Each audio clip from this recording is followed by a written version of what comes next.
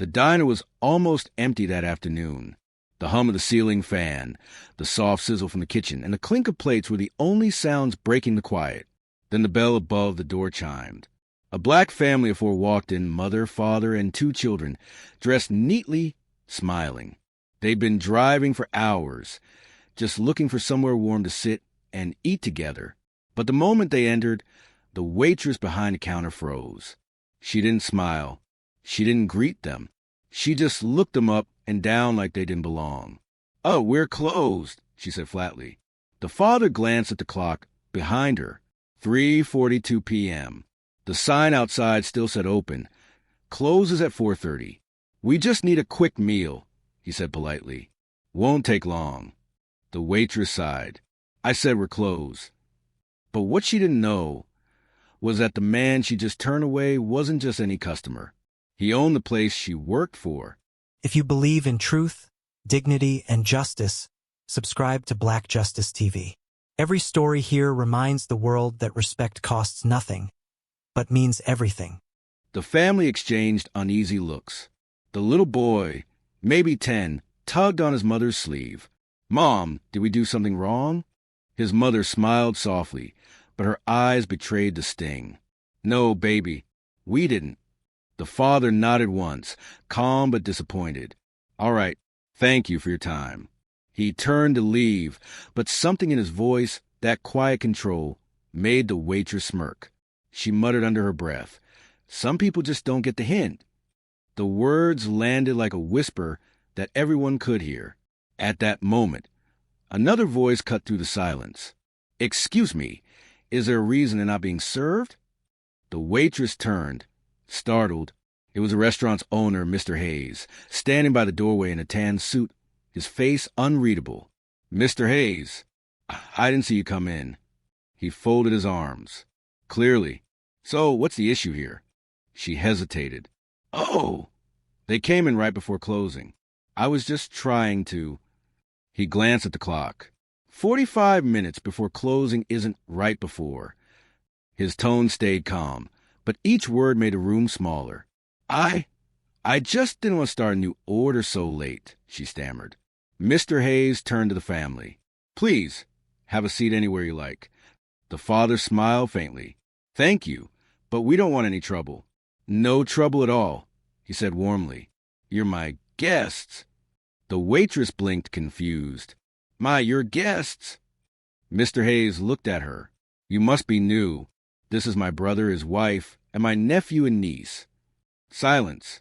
The color drained from her face. Her hand trembled around the notepad.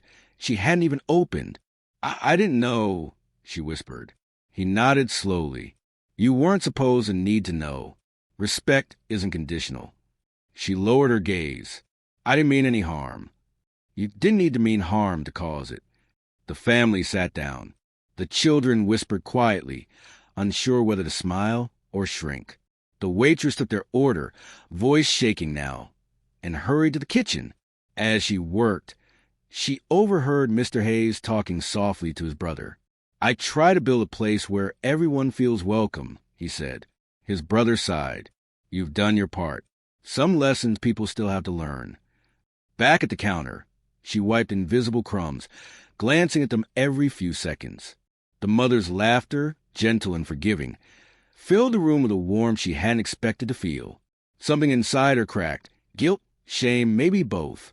When the plates came out, she carried them carefully, hands trembling. "Here you go," she said quietly. The children smiled. "Thank you," the little girl said. That thank you cut deeper than any reprimand. Mr. Hayes watched her closely, then finally spoke. "Sarah," he said evenly, "I hired you because you were polite during your interview. You said you believed in treating people right." "I do," she murmured. He tilted his head. "Then what happened here today?" Tears welled in her eyes. "I don't know.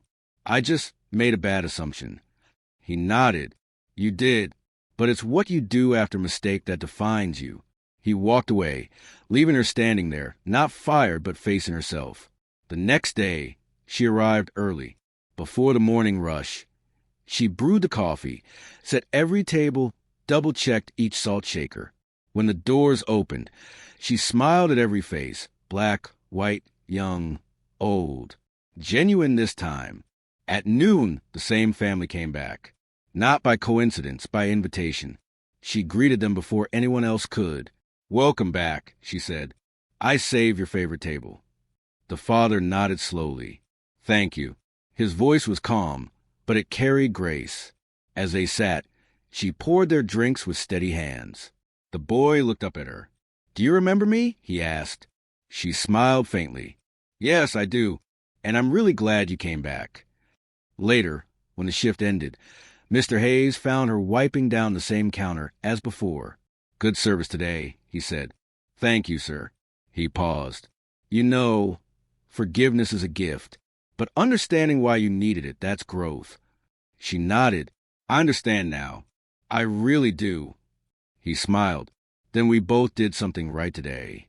That evening, the waitress stood by the diner window watching the sunset. The orange light spilled across the tables, glowing against the silverware. She thought about how quickly one decision could reveal who we are, and how kindness, even when undeserved, could change everything.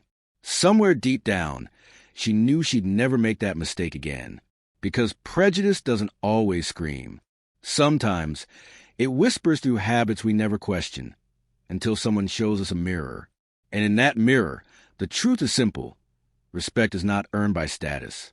It's given by choice. If the story touched you, share it. Let it remind someone that humanity is still stronger than hate. Subscribe to Black Justice TV, where every story carries a truth that deserves to be heard.